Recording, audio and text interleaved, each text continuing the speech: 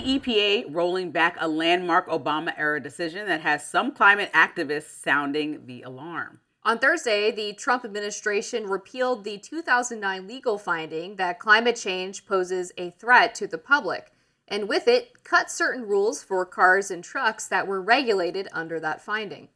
Trump described it as the largest deregulatory action in American history. Take a listen. Actually terminating the so-called endangerment finding, a disastrous Obama-era policy that severely damaged the American auto industry and massively drove up prices for American consumers. This determination had no basis, in fact, had none whatsoever, and it had no basis in law. On the contrary, over the generations, fossil fuels have saved millions of lives and lifted billions of people out of poverty. In response, former President Obama slammed the decision to get rid of the finding on X, writing in part, quote, "The ruling served as a basis for limits on tailpipe emissions and power plant rules. Without it, we'll be less safe, less healthy, and less able to fight climate change. Also, the fossil fuel industry can make even more money." Now, the move comes as Trump and his allies have repeatedly denied or downplayed the impacts of climate change. According to our colleagues here at The Hill, there is a consensus in the scientific community that human activity, especially the burning of fossil fuels, is heating up the planet and worsening extreme weather. The last decade has also represented the hottest years ever recorded on Earth, with last year being one of the hottest 3. But former New York Times journalist Alex Berenson says the move is more about presidential overreach. He writes on X, "Let the left scream all it likes. Donald Trump is right. Carbon dioxide, which every person exhales constantly, is not a poison, and thus the EPA has no power to regulate it. If Congress wants to get in CO2 regulation business, it can pass laws to do so." Look, I think what Obama did was important because I think that we need to consider the future and consider the environment. And, we're taking reporting, let's say, from The Hill that are saying like they do think that this is an implication, maybe not as dramatic as some of the climate activists have presented it to us in past years. But we do need to be considerate so that we can have a planet that exists in the future and not be harmful to that in a variety of ways. But also, I can be honest about my lived experience, and my partner is, for example, from Beaumont, Texas.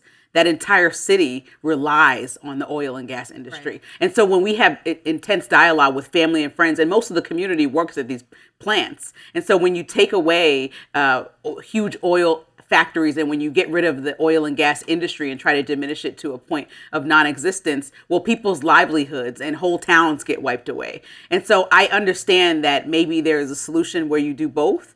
And try to figure out how to work across the aisle, and that losing these big companies, these big oil and gas companies, will in turn help or result in a lot of Americans not being able to have access to a lot, because in Beaumont there's really not much else. Yeah, I mean, crazy polling for you. So back when Obama was in office, his first EPA commissioner was actually the most unpopular part of his administration in Kentucky. Wow. Because of the coal industry. Wow. So more unpopular than Obama, Holder, anybody else. It was the EPA director. Absolutely crazy. But look, I think this is really important for bringing prices down for Americans too.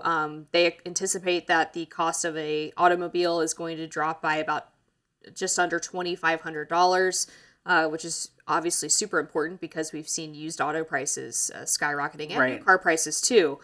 Ford recently, after their quarterly earnings report, pointed out that the customer has spoken on the electric vehicle issue. They basically leveled out their customer base and they lost a bunch of money because they went all in on this EV push, and now they're regretting it because the markets just aren't supporting it. And so I think it's a little bit ironic for Obama and some of his compatriots to say, well, this is just helping the fossil fuel industry. Well, what was his regulation doing? Helping the clean energy industry, right? So it's just a choice of who you're really benefiting here. And I would rather personally benefit the ones who are producing cheaper, more reliable energy so that grandma can heat her home in the winter. Yes, my grandmother does still use. Yeah. Yes. It's so true. It's tough. My mom has a heat pump. They're terrible. They're like, oh, they're cleaner, but they don't heat your house. It's total BS. But then the other point of this too is that all we did when we moved to our big clean energy push was we imported our energy that was from fossil fuels, natural gas, etc., from countries that were producing it in a much dirtier way than we would be here in the United States, like Saudi Arabia, China, and Russia. So it was just the trade-off was that we were actually getting dirtier energy from other countries instead of just producing it here ourselves in a much safer way. I would love if there would just be some accountability within these businesses, because I know that money is always the motivating factor for the most part, and profits are, they need to be met in order to have a business in the first place. But the car companies should figure out ways to gradually reduce pollution on their own. It shouldn't just be like, this is taken away now, do your thing, whatever, as dirty as you want to make the environment. I think that there should be like a moral obligation to care, and maybe there should be some standards. So maybe it's not the Obama era standard, but we figure out how to hold them to some standard. I also think that the Biden administration said they expected these rules to cut billions and tons of carbon emissions by 2055. So how close were we to that? I'd like to see the reporting of, how far we've gotten, and then see, okay, well, if it wasn't effective, then it wasn't effective. Let's talk to the experts about that. But if it was slightly, let's figure out how to still implement some of these things and move forward. Yeah, I mean, I would also like to know whether or not these things were working. Up next, California Representative Ro Khanna warns of struggling U.S. healthcare system after the death of actor James Van Der Beek. We'll be right back after this.